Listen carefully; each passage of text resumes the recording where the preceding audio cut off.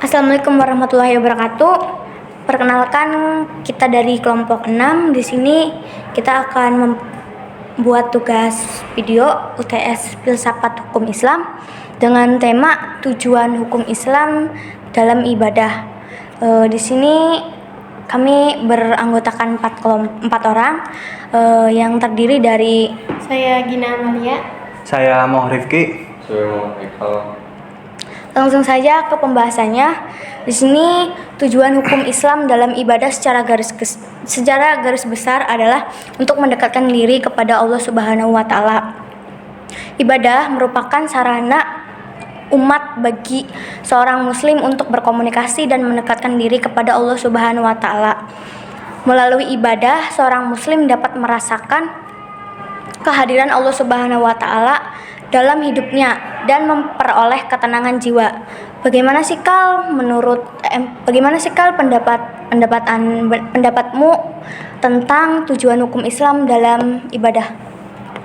Ya, ibadah itu dapat membersihkan hati dari segala macam penyakit hati, dari iri, dengki, kesombongan, segala macamnya. Dengan kita melakukan ibadah tuh bisa menjauhkan kita dari sifat-sifat yang seperti itulah. Oke. Sedangkan menurut Rifki, Ibadah itu seperti kita mendidik diri. Contohnya ibadah mengajarkan tentang seorang muslim, nilai-nilai kebaikan, kesabaran, kedisiplinan dan tanggung jawab. Melalui ibadah seorang muslim akan menjadi pribadi yang lebih baik dan bertanggung jawab. Contohnya seperti itu, Mbak Anis. sedangkan menurut Mbak Gina gimana ya? Kalau menurut saya salah satunya seperti menjaga ketertiban sosial ya, yaitu ibadah juga memiliki peran penting dalam menjaga ketertiban sosial. Ibadah juga mengajarkan umat Islam untuk saling menghormati, tolong-menolong, dan menjaga persatuan dalam konteks hukum Islam. Itu saja. Ada 2 poin dalam ibadah.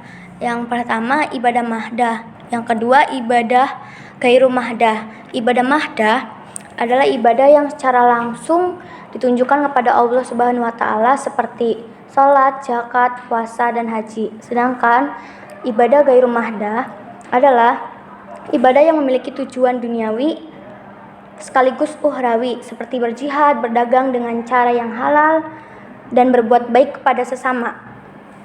Terus ada juga prinsip-prinsip dasar dalam melaksanakan ibadah. Yang pertama ada ikhlas, yang kedua khusyuk, dan yang ketiga qabul. Yang ikhlas tuh seperti melakukan ibadah semata-mata karena Allah Subhanahu wa taala tanpa mengharapkan imbalan duniawi. Sedangkan yang khusyuk berkonsentrasi penuh dalam melakukan ibadah. Terus yang terakhir qabul, menerima segala ketentuan Allah Subhanahu wa taala dengan lapang dada. Mungkin sekian pemaparan materi dari kelompok kami, kelompok 6. Kurang dan lebihnya mohon maaf.